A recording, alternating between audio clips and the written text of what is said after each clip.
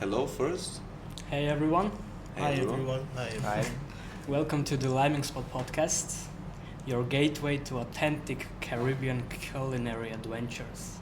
I'm Alex. Today we're at Liming Spot in Smart City Graz with Andreas and his Trinidadian culinary partner Bevil. So then I think we just keep on, and we're Yeah. starting with the first question we Yeah, have for you. let's go straight on. Yes. So the first question we have for you is: could you both please start by introducing yourself and sharing where you come from? My name is Bevil Bayam. I was born in the Caribbean. I left, however, when I was 24. I've been back there shortly for about 3 years, and then I left permanently after that. I lived in the Dutch Caribbean for 20 years plus, and then eventually moved to Austria. And how do you like it here? I don't have much thoughts about whether I like somewhere or not. Once I'm there, I'm there. So it doesn't really matter. Climate-wise, yes, you have to get adjusted, but Yeah. otherwise, I'm fine. Nice. Thank you. Andreas? My name is Andreas Szybierski and I'm born in Graz, and cooking is my passion since childhood, since teenage time, and I had the chance to travel around the world to see firsthand of different cuisines by local people of whatever country it was, and now here I am, and that's it. Nice. And what early experiences in your lives sparked your passion for cooking? I always liked to cook. I was never the good hand to help my father fixing the car or some other engines or electrical things. But when I was with my mother in the kitchen, that's where I was like a little bee all over the place and got things going. I like to eat, man. I just like to eat. But, however, on a serious note, my mother was a home caterer, and she did quite a lot of jobs, including cake decorating and so on. So we always sort of helped out with jobs as we got older, the larger jobs. But I also remember vividly coming home so often to the smell of freshly baked cookies, because she was selling this by the pound, to the point where you're so sick of the smell of cookies so often. So I was around the food thing for a long time. It was never an interest of mine to be involved in food to this extent like we are here now, but I've always loved food, so that's my interest. Interesting. So you both came from like smaller countries. There are not many people from these countries, I think. Not like China or something. No, I think that is, yeah. And there is the question, so how did your unique cultural backgrounds influence your love for food? I have to say that Trinidad and Tobago is probably one of the most culturally diverse places in the world. And if you have such a cultural diversity, then obviously you will have an interesting blend of food. We have a very distinct African-based culture and also an Indian-based culture, and that pretty much sets up the base for the cuisine of Trinidad and Tobago. We have a lot of influences also from Chinese and Syrian. Those are also large segments of the population. So there's a rich combination, and as the years go by and food evolves, just like the culture evolves, you have a very rich cuisine that has become very special. So that is the influences that we have in our food. So for instance, if it makes it easy for the Caribbean food to act as a fusion aspect in this case, because most of the food is European, African and Indian based at its core, and then it is simply evolved into its own thing in the Caribbean. And replacing certain aspects of what we eat with what the Austrian cuisine is not that difficult, because we can play with starches, we can play with proteins. Yeah, I ate a lot here, so I can really tell that you're mixing the two, and the taste is great, really great.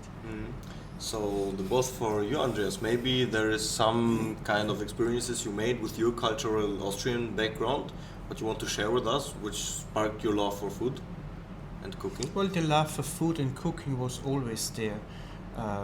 Even as child, when we went to a restaurant to eat, while my parents or my sisters stuck to Wiener Schnitzel and traditional Austrian food, I was the experimental one. Take stuff that sounded interesting to me.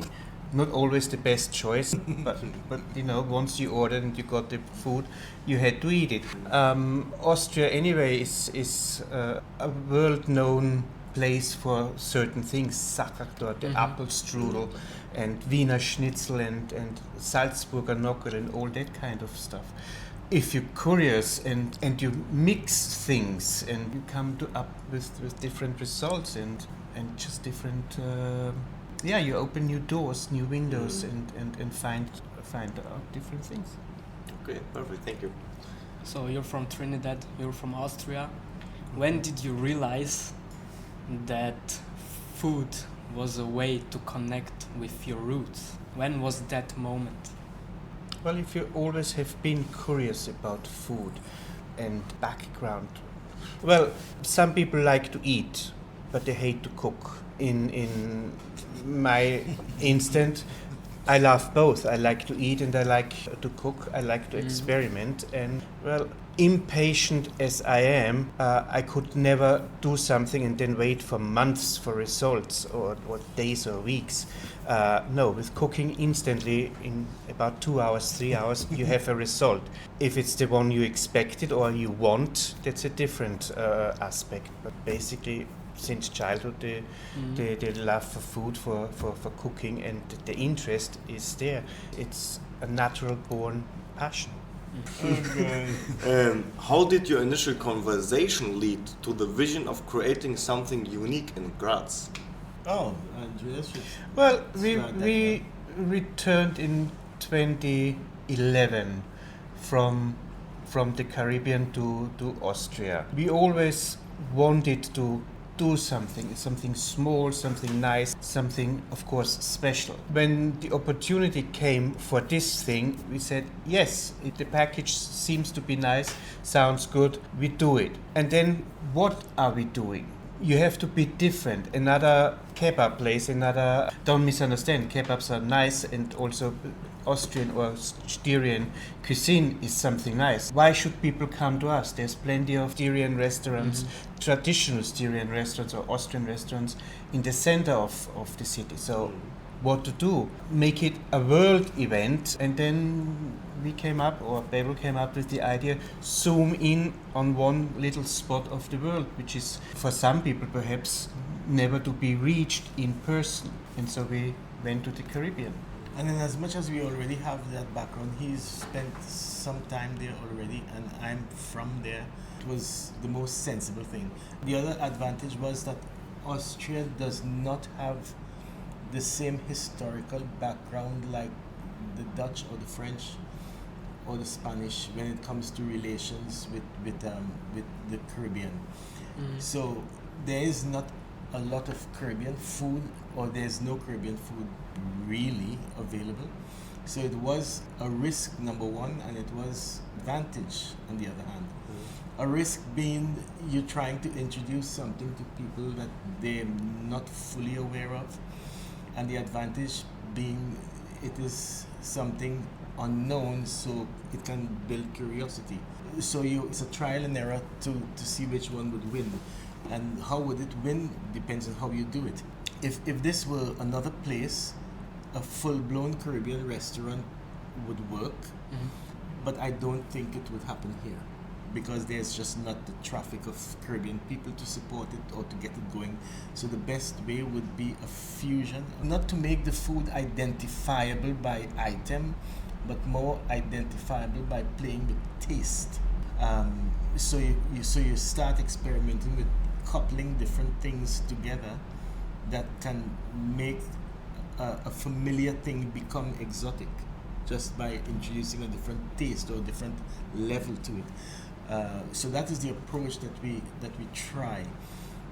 and to satisfy that 100% Caribbean thing is where the idea of the Sunday brunch came up, where at that particular occasion we can then offer as close to authentic Caribbean food as possible, which you're not going to get on the regular menus 100%, but on the Sunday brunch we try to be as close as possible. And that idea actually came because, on a personal note, when I'm home on a Sunday, I really want to eat my own food. Yeah. You know, I want my own thing, so I cook for myself, and that gives me my taste. So that Sunday brunch is an extension of my own cooking that I would do on Sunday for myself, personally.